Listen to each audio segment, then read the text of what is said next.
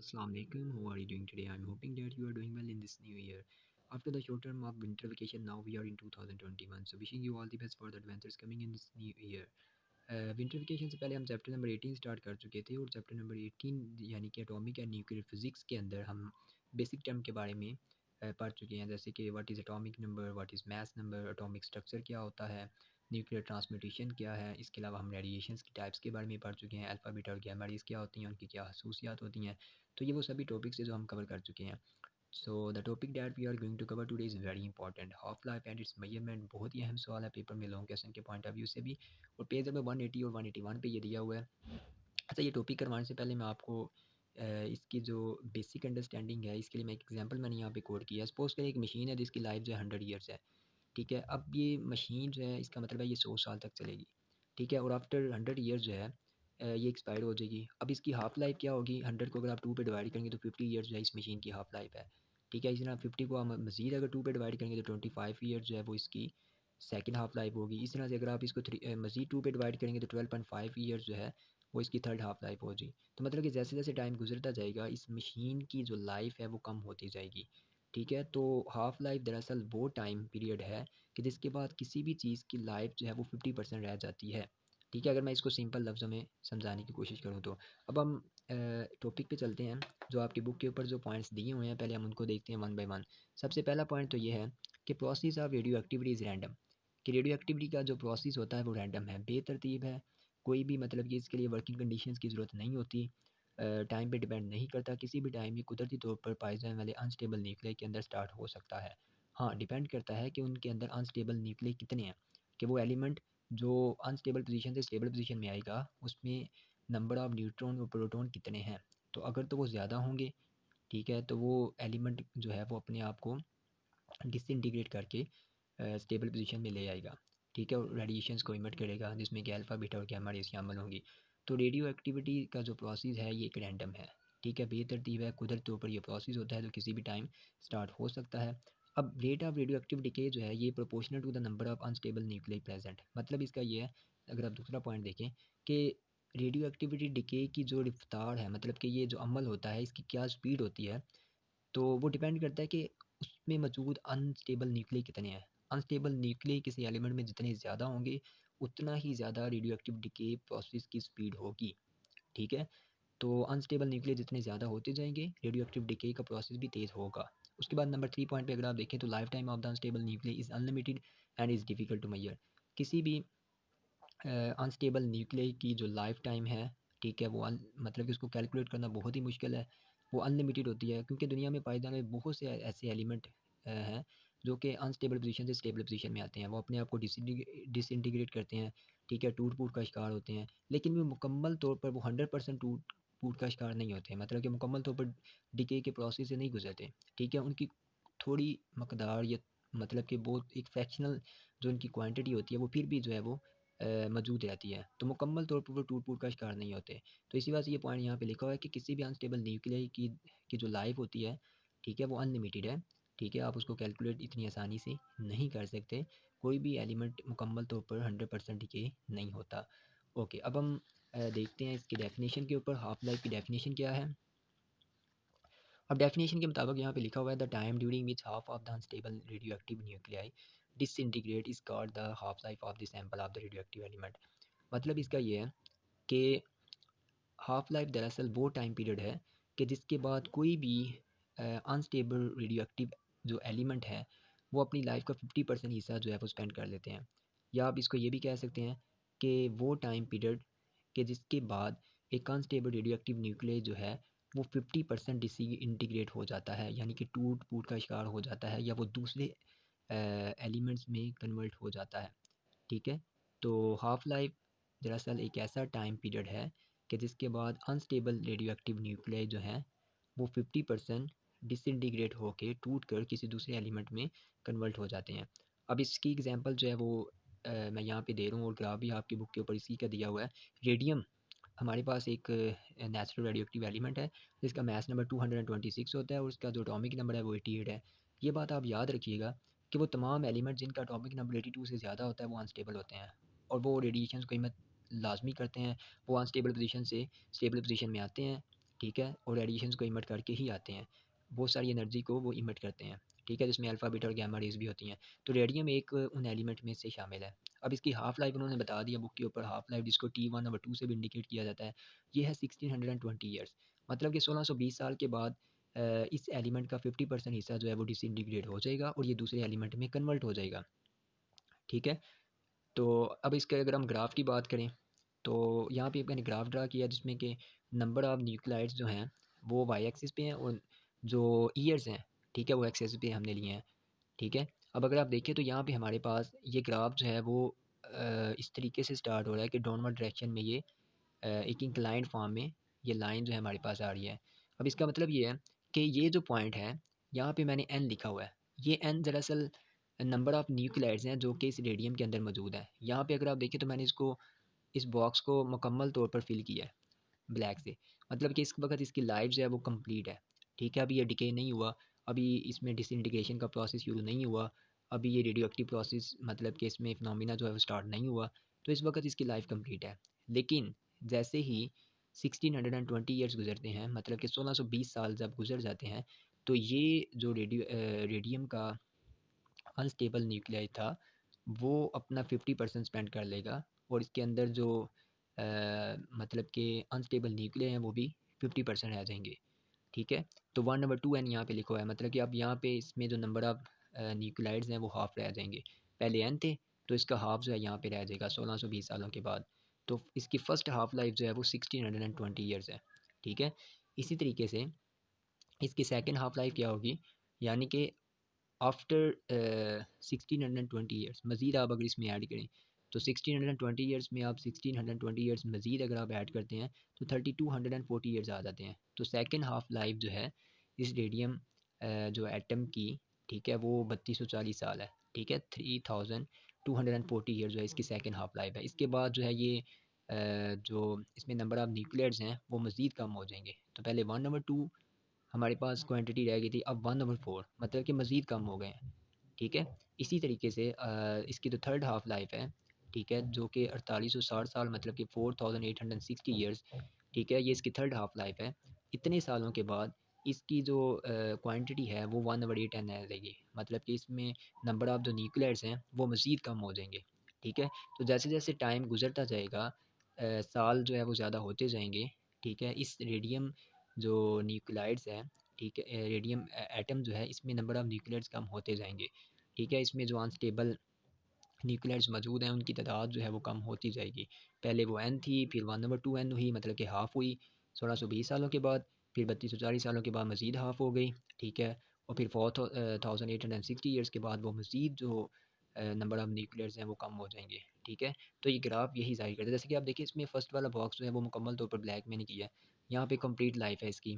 फिर ये मैंने हाफ़ ब्लैक किया, मतलब कि अब यहाँ पे इस रेडियम एलिमेंट की जो लाइफ़ है वो मतलब कि 50% रह गई है, ठीक है। इस तरह नेक्स्ट में अगर आप देखें तो इसको मैंने मज़ीद हाफ़ कर दिया है, तो यहाँ पे और नंबर ऑफ़ न्यूक्लियट्स कम हो गए हैं। और नंबर 4 वाले बॉक्स में अगर आप देखें तो नंबर ऑफ़ न्यूक्लियट्स बहुत ही कम रह गए हैं, ठीक है। तो ये मतलब कि कम होते जाएँगे, जैसे-जैसे टाइम गुज़रता जाएगा, तो इनका एक स्पेसिफ़िक टाइम फ़िक्स होता है कि जिसके बाद ये मतलब कि इनकी तादाद कम होना शुरू होती है। वो हर एलिमेंट का डिफरेंट होता है। रेडियम का 1620 साल है, इस तरह मुख्तलिफ़ एलिमेंट्स की जो हाफ़ लाइफ़ ड्यूरेशन है वो डिफरेंट होती है।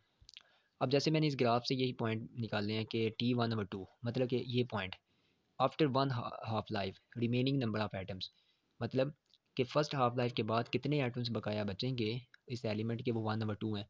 ज़ाहिर सी बात है, अगर टोटल तादाद मैं सपोज़ करता हूँ 1 है, तो फर्स्ट हाफ लाइफ के बाद तादाद जो है वो 1/2 रह जाएगी, मतलब कि बाकी जो एलिमेंट्स एटम्स बचेंगे उस एलिमेंट के, वो हाफ हो जाएंगे, ठीक है। इसी तरह सेकंड हाफ लाइफ, यानी कि इस पॉइंट के ऊपर after two half lives number of remaining atoms, तो बाकी कितने नंबर ऑफ एटम्स बचेंगे, आप क्या करेंगे, 1/2 था, इसको मज़ीद आप 2 पे डिवाइड कर दें, या आप इसको ये कह सकते हैं 1/2 मल्टीप्लाई 1/2, तो हमारे पास आ जाएगा 1/2 का स्क्वायर, ठीक है, और ये इक्वल होगा 1/4। मतलब कि सेकंड हाफ लाइफ के बाद जो नंबर ऑफ रिमेनिंग एटम्स हैं, मतलब कि किसी भी एलिमेंट के अंदर जो अनस्टेबल न्यूक्लाइड्स हैं वो कितने रह जाएंगे, तो वो 1/4 हैं। इसी तरीके से थर्ड हाफ लाइफ लिव्स के बाद कि after 3 half lives, 3 half lives life duration गुजरने के बाद जो एटम्स बचेंगे वो कितने हो जाएंगे, पहले आपने 1/2 लिखा था, फिर 1/2 को भी मज़ीद 2 पे डिवाइड किया था। अब आपने क्या करना है, 3 दफ़ा जो है 1/2 जो है मल्टीप्लाई करेंगे, क्योंकि अब 3 हाफ लीव्स हैं। तो आंसर आ जाएगा 1/2 की पावर 3 और ये 1/8। मतलब कि आफ्टर 3 हाफ लीव्स जो हमारे पास नंबर ऑफ़ एटम्स बचेंगे इस रेडियम एलिमेंट के, वो 1/8 हो जाएंगे। मतलब कि असल जो क्वांटिटी थी उसका 8वां हिस्सा जो है वो जो है रह जाएगा। ठीक हो गया? तो मतलब कि ये हमारे पास कंसेप्ट है हाफ लाइफ का। ठीक है, कि वक्त गुजरने के साथ साथ किसी भी एलिमेंट की जो क्वांटिटी है वो कम होती जाती है, उसके अंदर अनस्टेबल न्यूक्लियाई जो है वो रिड्यूस करते जाते हैं। ठीक है, फर्स्ट हाफ लाइफ के बाद जो न्यूक्लियस रह जाएंगे, सेकेंड हाफ लाइफ लिव्स के बाद जो है वो एलिमेंट मज़ीद हाफ हो जाएंगे, फिर थर्ड हाफ लाइफ के बाद मज़ीद जो है वो नंबर ऑफ़ न्यूक्लियस कम हो जाएंगे। तो इसी एक्सप्लेनेशन से हमने एक फार्मूला जो है वो ड्राइव किया है कि अगर हम सपोज करते हैं N naught is the original number of atoms, कि हम कह देते हैं कि हमारे पास जो रेडियम एटम के ओरिजिनल जो एटम्स हैं वो अगर हम सपोज करते हैं एन नॉट है। ठीक है, और एन को हम कह देते हैं कि रिमेनिंग नंबर ऑफ़ एटम्स। ठीक है, मतलब कि एन हमारे पास वो अमाउंट है न्यूक्लियाइड्स की, वो नंबर ऑफ़ न्यूक्लियाइड्स हैं जो कि हाफ लिफ के बाद बकाया बच गए हैं। ठीक है, अगर हम उसको एन से इंडिकेट करते हैं तो हमारे पास फार्मूला बन जाएगा remaining atoms is equal to original atom multiply 1/2 T, 1/2 की पावर टी। ठीक है, यहाँ से टी से हमारा नंबर ऑफ़ हाफ लिव्स हैं। मतलब कितनी नंबर ऑफ़ हाफ लिव्स हुई हैं, एक नंबर ऑफ़ हाफ लाइफ हुआ है, दो हुए हैं, तीन हुए हैं, तो टी से हमारा यहाँ पे ये है। ठीक है, अब रिमेनिंग एटम्स को आप एन से इंडिकेट किया आपने, ओरिजिनल एटम्स एन नॉट है। ठीक है, यानी कि असल तादाद उसमें नंबर ऑफ़ न्यूक्लियस कितने थे, ठीक है, हाफ लाइफ या रेडियो एक्टिव डिके होने से पहले, वो एन नॉट है। ठीक है, तो यहाँ पे हमारे पास क्या फार्मूला बन जाएगा फिर final, N is equal to N naught, जब 1 से मल्टीप्लाई होगा एन नॉट आ जाएगा और 2 टी हमारे पास नीचे लिखा जाएगा वैसे ही। ठीक है, अब यहाँ पे एन से मुराद रिमेनिंग एटम्स हैं जो कि रेडियो एक्टिव डिके प्रोसेस के बाद बाकी बचेंगे। एन नॉट जो है असल अमाउंट है। ठीक है, यानी कि नंबर ऑफ़ न्यूक्लियर्स उस एलिमेंट में कितने थे डिके के प्रोसेस से, ये वो तादाद है। और यहाँ से 2 टी बेसिकली, यहाँ पे टी से मुराद जो है, ये जो टी पावर में लिखा हुआ है इससे मुराद है कितनी हाफ लिव्स हुए हैं साइकिल। मतलब कि कितना फर्स्ट हाफ लाइफ होगा तो टी की पावर जो है वो 1 होगी, सेकंड हाफ लिव होगा तो टी की पावर 2 होगी, अगर थर्ड हाफ लिव है तो फिर टी की पावर 3 होगी। ठीक है, तो ये फार्मूला हमारा आगे न्यूमेरिकल में भी यूज़ होगा। ओके, अब नेक्स्ट हमारे पास जो है, इसमें मैंने जो पॉइंट्स जो है वो कंसिक्वेंस में लिखे हैं। The process of radio active does not depend upon the chemical combination और रिएक्शन। मतलब कि रेडियो एक्टिव का जो प्रोसेस होता है ये किसी भी एलिमेंट की केमिकल कॉम्बिनेशन पे या रिएक्शन पे डिपेंड नहीं करता। ठीक है, ये कुदरती तौर पर किसी भी एलिमेंट में स्टार्ट हो सकता है, हर उस एलिमेंट में जिसमें कि अनस्टेबल न्यूक्लियाई मौजूद हैं, जिसका एटॉमिक नंबर 82 से ज़्यादा है, उसमें रेडियो एक्टिविटी का प्रोसेस जो है वो स्टार्ट हो जाता है। ठीक है, तो इसी वजह से ये किसी कंडीशंस के ऊपर जो है वो डिपेंड नहीं करता। जैसे मैंने आपको पहले भी बताया था कि ये टेम्परेचर पे डिपेंड नहीं करता, ये कोई एटमॉस्फेरिकल प्रेशर पे नहीं करता, ये किसी भी कंडीशंस पे, ये एक रैंडम प्रोसेस है जो कि किसी भी टाइम स्टार्ट हो जाता है। कुदरती तौर पर ये प्रोसेस हो जाता है। ठीक है, तो इसके अलावा it also does not depend upon physical condition like temperature, pressure, electrical और मैग्नेटिक फील्ड। वही बात जो मैं आपको पहले बता रहा था कि किसी भी फिजिकल कंडीशन पे भी ये डिपेंड नहीं करता। रेडियो एक्टिव प्रोसेस रैंडम है, किसी भी टाइम, किसी भी टेम्परेचर पे, किसी भी प्रेशर पे, किसी भी इन्वायरमेंट में ये स्टार्ट हो जाता है। ठीक है, अब एग्जाम्पल की अगर हम बात करें, the activity of a sample of the radioactive bismuth decreases to 1/8 of the original activity in 15 days, calculate half life of the sample. अब वो ये कह रहा है कि हमारे पास एक रेडियो एक्टिव एलिमेंट है, बिस्मथ जो है एक रेडियो एक्टिव एलिमेंट है। वो कहता है कि एक रेडियो एक्टिव डिके का प्रोसेस होता है और उसके बाद इसकी तादाद जो है वो 1/8 रह जाती है। मतलब कि असल तादाद का 1/8 जो है वो रह जाता है। ठीक है, रेडियो एक्टिव डिके के बाद। और कितना टाइम लगता है इसके दौरान, 15 डेज़, मतलब कि 15 दिनों के अंदर अंदर ये रेडियो एक्टिव एलिमेंट जो बिस्मथ रेडियो एक्टिव एलिमेंट्स था, ये डिके होकर 1/8 पर आ जाता है, मतलब कि बहुत ही कम हो जाता है। ठीक है, 1/8 पार्ट में आ जाता है। इतनी फ्रैक्शन जो है ये अटेन कर लेता है 15 दिनों के बाद। ये टूट-फूट का शिकार होके इतनी इसकी अमाउंट जो है वो बाकी रह जाती है 1/8। हमें बताना है उसकी हाफ लाइफ कितनी है। अब रिमेनिंग फ्रैक्शन आपको पता है यहाँ पे दी हुई है, n इज़ इक्वल टू 1/8। ठीक है, यहाँ पे गिवन है, मतलब कि जो उसकी बाकी नंबर ऑफ न्यूक्लियट्स बचेंगे या रिमेनिंग जो फ्रैक्शन है वो 1/8 दी है। टोटल टाइम कितना दिया हुआ है, टी कैपिटल टी 15 डेज़ है। आपको half life of bismuth find करना है जो कि T1/2 से आप इंडिकेट करते हैं इसको। अब फार्मूला आपका वही यूज़ होगा जो अभी हमने ड्राइव किया था, n is equal to n0/2 की पावर t। ठीक है, अब आपको पता है कि यहाँ पे हमारे पास रिमेनिंग तो उसकी तादाद उन्होंने बता दी थी कि रेडियो एक्टिव डिके के बाद कितने एलिमेंट बाकी बचेंगे, वो तो 1/8 उसने फ्रैक्शन बता दी थी। लेकिन उसकी असल क्वांटिटी है कितनी थी वो उन्होंने नहीं बताई। तो इसी वजह से हम सपोज़ करेंगे कि हमारे पास जो ओरिजिनल नंबर ऑफ न्यूक्लियाइड्स हैं वो 1 है, ठीक है? तो अगर हम इसको 1 कंज़्यूम करते हैं, तो इस फार्मूले के मुताबिक n की जगह पे 1/8 आ जाएगा, जो कि यहाँ पे लिखा भी हुआ है, आप देखिए गिवन डाटा में। n नॉट की जगह पे 1 आ जाएगा और 2 की पावर t आप एज़ इट इज़ वैसे ही लिख देंगे। अब क्रॉस मल्टीप्लिकेशन होगी, 2 की पावर t 1 से मल्टीप्लाई होकर 2t आ जाएगा और 8 1 था 8। अब आप 8 को 2 की पावर 3 लिख सकते हैं। इससे ये फ़ायदा होगा कि 2 इस 2 से कैंसिल हो जाएगा और t जो है हमारे पास 3 आ जाएगा। मतलब कि ये जो हमारे पास बिस्मथ एलिमेंट था, इसमें 3 हाफ लाइफ जो है ना वो हुए हैं। मतलब कि इसमें जो ड्यूरेशन है, ठीक है, वो 3 हाफ लिव्स हैं। तो 3 हाफ लिव साइकिल जो है वो इसमें हुए हैं। यानी कि पहले फर्स्ट हाफ लाइफ हुआ, फिर सेकंड हाफ लाइफ एंड फिर थर्ड। तो टी हमारे पास पता चल चुका है कि नंबर ऑफ हाफ लीव्स जो हैं वो 3 हैं।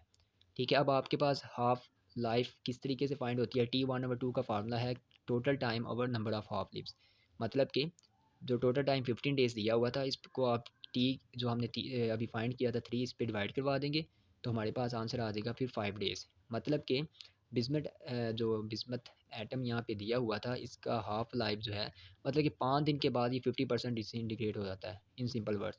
ठीक है, कि 5 दिन गुजरने के बाद ये एलिमेंट 50% जो है डिसइंटीग्रेट हो जाता है या किसी दूसरे एलिमेंट में कन्वर्ट हो जाता है। तो ये इसकी हाफ लाइफ है, आधी जो इसकी लाइफ, आधी ज़िंदगी आप कह दो इसको सिंपल वर्ड्स में। ठीक है, तो इतने टाइम के बाद जो है ना कि ये 50% डिसइंटीग्रेट हो जाता है। ठीक है, और यहाँ पे हमारे पास जैसे कि रिमेनिंग उसकी फ्रैक्शन बताई भी हुई थी 1/8। मतलब इसका ये था कि हाफ लीव्स जो हैं वो बेसिकली 3 दफ़ा होंगे तो 1/8 आएगा। जैसे कि अगर आपको याद हो, मैंने पीछे यहाँ पे आपको इस ग्राफ के अंदर भी बताया था कि ये 1/8 कब हमारे पास आएगा? अगर हमारे पास 3 जो है हाफ लीव्स होंगे, मतलब कि 3 हाफ लीव्स के बाद जो है रिमेनिंग एटम्स 1/8 हमारे पास आते हैं। ठीक है? तो यही चीज़ उन्होंने यहाँ पे बताई हुई थी कि हमारे पास जो है वो रिमेनिंग फ्रैक्शन जो 1/8 आई है, ये बेसिकली 3 हाफ लिव के बाद आई है। ठीक है, तो ये 3 जो है, वैसे तो आपको ज़ुबानी भी ये याद होना चाहिए। ठीक है, अदरवाइज़ आप इस फार्मूले से जो है ये कैलकुलेट कर भी सकते हैं। ठीक है, तो होपफुली आपको ये लेक्चर अच्छी तरीके से समझ आ चुका होगा। कोई भी चीज़ अगर आप पूछना चाहते हैं तो मैं आपको व्हाट्सएप ग्रुप पे आप पूछ सकते हैं, मैं आपको वहाँ पे बता दूँगा। अब बुक से अगर मैं आपको मार्क करवाऊँ तो इसमें ये तो मैंने लाइन मार्क की हुई हैं, जैसे कि यहाँ आप देखें, फर्स्ट ये लाइंस, उसके बाद ये यहाँ से लेकर यहाँ तक आप इसको मार्क कर लें। ठीक है, फिर ये डेफिनेशन ये कंप्लीट आपको करना है। ग्राफ मतलब कि ज़रूरी नहीं है, लेकिन फिर भी अगर आप इसमें बल्कि आप बना लें तो ज़्यादा बेहतर है। ठीक है, ग्राफिकली प्रेजेंटेशन अगर होगी तो आपको इसमें अच्छे मार्क्स मिलेंगे। इसके अलावा नेक्स्ट पेज पे ये एक्सप्लेनेशन यहाँ तक आपका ये टॉपिक जो है ये कंप्लीट हो जाएगा हाफ लाइफ का। ठीक है, तो इसमें जो मैंने लाइंस यहाँ पे मार्क की हुई हैं ये आप कर लें। मतलब ये बहुत कम लाइंस इसमें मैंने स्किप की हैं। बाकी अगर आप जो मैंने स्लाइड के ऊपर लिखा है, अगर आप उस तरीके से लिखना चाहते हैं तो आप वैसे भी लिख सकते हैं। ठीक है, thank you, have a nice day.